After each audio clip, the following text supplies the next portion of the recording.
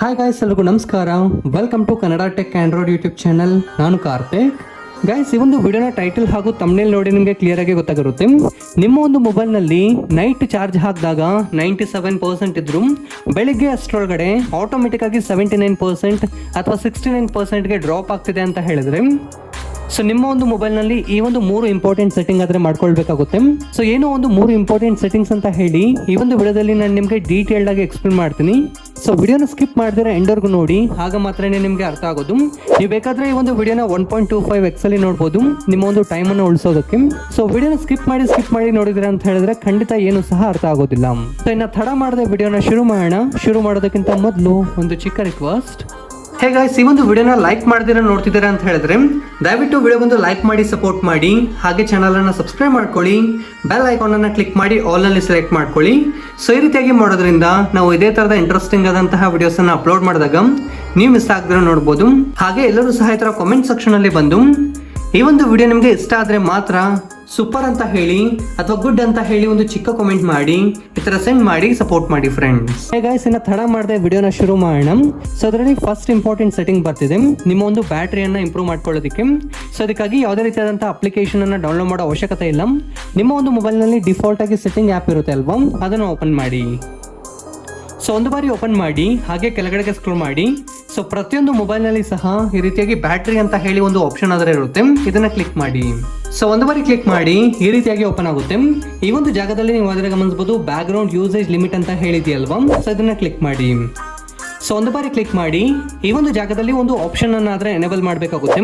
Put unused apps to sleep ಅಂತ ಹೇಳಿದೆಯಲ್ವಾ, so ಇದಾದ್ರೆ default ಆಗಿ ಎಲ್ಲರ ಮೊಬೈಲ್ ನಲ್ಲಿ ಸಹ ಆಫ್ ಅಲ್ಲಿ ಇರುತ್ತೆ. ನೀವು ಆದ್ರೆ ಇದನ್ನ ಆನ್ ಮಾಡ್ಕೊಳ್ಳಿ. ಸೊ ಇದನ್ನ ಆನ್ ಮಾಡೋದ್ರಿಂದ ಏನ್ ಯೂಸ್ ಅಂತ ಕೇಳ್ತೀರಾ ಅಂದ್ರೆ, ಸೊ ನಾವು ಆದ್ರೆ ಸಮ್ ಟೈಮ್ಸ್ ಏನ್ ಮಾಡ್ತೀವಿ ಅಂದ್ರೆ ಒಂದು ಆಪ್ ಅನ್ನ ಡೌನ್ಲೋಡ್ ಮಾಡ್ತೀವಿ. ಸೊ ಸರ್ಟನ್ ಟೈಮ್ಗೆ ಅಂತ ಹೇಳಿ ಯೂಸ್ ಮಾಡ್ತೀವಿ, ಮತ್ತೆ ಆ ಒಂದು ಆಪ್ ಅನ್ನು ಯೂಸ್ ಮಾಡೋದಿಲ್ಲ. ಸೊ ನಾವು ಯೂಸ್ ಮಾಡದೇ ಇದ್ರೂ ಸಹ ನಾವು ಯಾವಾಗ ಇಂಟರ್ನೆಟ್ ಅನ್ನು ಆನ್ ಮಾಡ್ತೀವೋ ಆಗ ಬ್ಯಾಕ್ ಗ್ರೌಂಡ್ ಅಲ್ಲಿ ಆ ಅಪ್ಲಿಕೇಶನ್ ಆದ್ರೆ ರನ್ ಆಗ್ತಿರುತ್ತೆ. ಸೊ ನಾವು ಯೂಸೇ ಮಾಡದೇ ಇರುವಂತಹ ಆಪ್ಸ್ ಎಲ್ಲ ಸಹ ಕಂಪ್ಲೀಟ್ಲಿ ಸ್ಟಾಪ್ ಆಗಬೇಕು, ಬ್ಯಾಕ್ ಗ್ರೌಂಡ್ ಅಲ್ಲಿ ರನ್ ಆಗಬಾರ್ದು ಅಂತ ಹೇಳಿದ್ರೆ ಈ ಒಂದು ಆಪ್ಷನ್ ಅನ್ನ ಎನೇಬಲ್ ಮಾಡ್ಕೊಳ್ಳಿ. ಸೊ ಇದನ್ನ ಆನ್ ಮಾಡ್ಕೊಳ್ಳೋದ್ರಿಂದ ನಿಮ್ಮ ಬ್ಯಾಟ್ರಿ ಆದ್ರೆ ಬೇಗ ಡ್ರೈನ್ ಆಗೋದಿಲ್ಲ.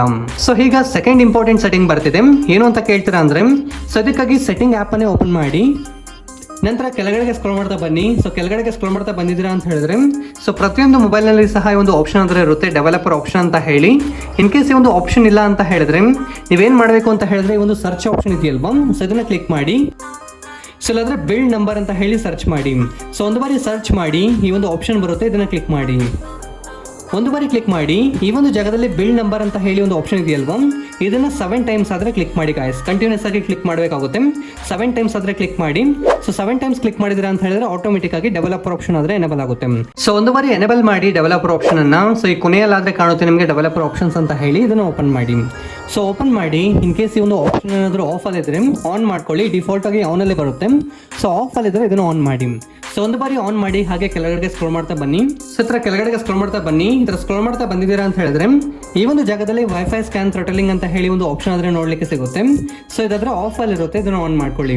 ಸೊ ಇದನ್ನ ಆನ್ ಮಾಡೋದ್ರಿಂದ ನಿಮಗೆ ಇಲ್ಲೇ ಕ್ಲಿಯರ್ ಆಗಿ ಮೆನ್ಷನ್ ಮಾಡಿದರೆ ನೋಡಬಹುದು, reduces battery drain and improves the network performance ಅಂತ ಹೇಳಿ. ಸೊ ನಿಮ್ಮ ಒಂದು ಮೊಬೈಲ್ ನಲ್ಲಿ ಬ್ಯಾಟ್ರಿ ಡ್ರೈನ್ ಆಗ್ತಿದೆ ಅಂತ ಹೇಳಿದ್ರೆ ಸೊ ಅದನ್ನ ಸ್ಟಾಪ್ ಮಾಡುತ್ತೆ ಅಂಡ್ ನೆಟ್ವರ್ಕ್ ಪರ್ಫಾರ್ಮೆನ್ಸ್ ಆದ್ರೆ ಇಂಪ್ರೂವ್ ಮಾಡುತ್ತೆ. ಸೊ ಈ ಒಂದು ಆಪ್ಷನ್ ಆದ್ರೆ ಆಫ್ ಅಲ್ಲಿ ಇರುತ್ತೆ, ಸೊ ಇದನ್ನ ಆದ್ರೆ ಆನ್ ಮಾಡ್ಕೊಳ್ಳಿ. ಸೊ ಇದಾದ್ರೆ ಸೆಕೆಂಡ್ ಇಂಪಾರ್ಟೆಂಟ್ ಸೆಟ್ಟಿಂಗ್ ಆದ್ರೆ ಆಗಿರುತ್ತೆ. ಸೊ ಈಗ ಥರ್ಡ್ ಇಂಪಾರ್ಟೆಂಟ್ ಸೆಟ್ಟಿಂಗ್ ಬರ್ತಿದೆ. ಸೊ ಅದು ಸಹ ಈ ಒಂದು ಡೆವಲಪರ್ ಆಪ್ಷನ್ ಅಲ್ಲೇ ಇರುವಂತದ್ದು. ಸೊ ಹಾಗೆ ಕೆಳಗಡೆಗೆ ಸ್ಕ್ರೋಲ್ ಮಾಡ್ತಾ ಬನ್ನಿ. ಈ ತರ ಕೆಳಗಡೆಗೆ ಸ್ಕ್ರೋಲ್ ಮಾಡ್ತಾ ಬಂದಿದ್ದೀರಾ ಅಂತ ಹೇಳಿದ್ರೆ ಈ ಒಂದು ಜಾಗದಲ್ಲಿ ಗಮನಿಸಬಹುದು ಬ್ಯಾಕ್ ಗ್ರೌಂಡ್ ಪ್ರೋಸೆಸ್ ಲಿಮಿಟ್ ಅಂತ ಹೇಳಿದೆಯಲ್ವಾ, ಸೊ ಇದಾದ್ರೆ ಡಿಫಾಲ್ಟ್ ಆಗಿ ಸ್ಟ್ಯಾಂಡರ್ಡ್ ಲಿಮಿಟ್ ಅಲ್ಲಿ ಇರುತ್ತೆ. ನೀವು ಆದ್ರೆ ಅಟ್ಮೋಸ್ಟ್ 1 ಪ್ರೋಸೆಸ್ ಅನ್ನ ಸೆಲೆಕ್ಟ್ ಮಾಡ್ಕೊಳ್ಳಿ. ಸೊ ಇದನ್ನ ಮಾಡೋದ್ರಿಂದ ಏನ್ ಯೂಸ್ ಅಂತ ಕೇಳ್ತೀರಾ ಅಂದ್ರೆ, ಸೊ ಈಗ ಎಕ್ಸಾಂಪಲ್ ಹೇಳಬೇಕು ಅಂದ್ರೆ ನಾನು ಯೂಟ್ಯೂಬ್ ವಿಡಿಯೋ ನೋಡ್ತಿರ್ತೀನಿ. ಯೂಟ್ಯೂಬ್ ವಿಡಿಯೋ ನೋಡುವಾಗ ಬ್ಯಾಕ್ ಗ್ರೌಂಡ್ ಅಲ್ಲಿ ಫೇಸ್ಬುಕ್ ಆಗಿರ್ಲಿ ಅಥವಾ ಇನ್ಸ್ಟಾಗ್ರಾಮ್ ಆಗಿರ್ಲಿ ಯಾವುದು ರನ್ ಆಗಬಾರ್ದು ಅಂತ ಹೇಳಿದ್ರೆ ಈ ಒಂದು ಅಟ್ಮೋಸ್ಟ್ 1 ಪ್ರೋಸೆಸ್ ಅನ್ನ ನಾವು ಸೆಲೆಕ್ಟ್ ಮಾಡ್ಕೊಳ್ಬೇಕಾಗುತ್ತೆ. ನಾವು ಯೂಶಲಿ ಏನ್ ಮಾಡ್ತೀವಿ, ಒಂದು ಆಪ್ ಅನ್ನು ಓಪನ್ ಮಾಡಿ ಯೂಸ್ ಮಾಡ್ತಿರ್ತೀವಿ. ಸೊ ಬ್ಯಾಕ್ ಗ್ರೌಂಡ್ ಅಲ್ಲಿ ಆಟೋಮೆಟಿಕ್ ಆಗಿ ಆಪ್ಸ್ ಅದರ ರನ್ ಆಗ್ತಿದ್ರೆ ಸೊ ಅದರಿಂದಲೂ ಸಹ ಬ್ಯಾಟ್ರಿ ಆದ್ರೆ ಲಿಟ್ರಲಿ ತುಂಬಾ ಡ್ರೈನ್ ಆಗುತ್ತೆ. ಇದಾದ್ರೆ ಮೋಸ್ಟ್ ಇಂಪಾರ್ಟೆಂಟ್ ಸೆಟ್ಟಿಂಗ್ ಆದ್ರೆ ಆಗಿರುತ್ತೆ. ಸೊ ನೀವು ಅಟ್ಮೋಸ್ಟ್ 1 ಪ್ರೋಸೆಸ್ ಅನ್ನ ಸೆಲೆಕ್ಟ್ ಮಾಡ್ಕೊಳ್ಳಿ, ಎನಫ್ ಆಗಿರುತ್ತೆ. ನೀವು ಯಾವ ಒಂದು ಅಪ್ಲಿಕೇಶನ್ ಕರೆಂಟ್ಲಿ ಯೂಸ್ ಮಾಡ್ತಿರ್ತಾರೋ ಸೊ ಅದು ಮಾತ್ರ ರನ್ ಆಗ್ತಿರುತ್ತೆ.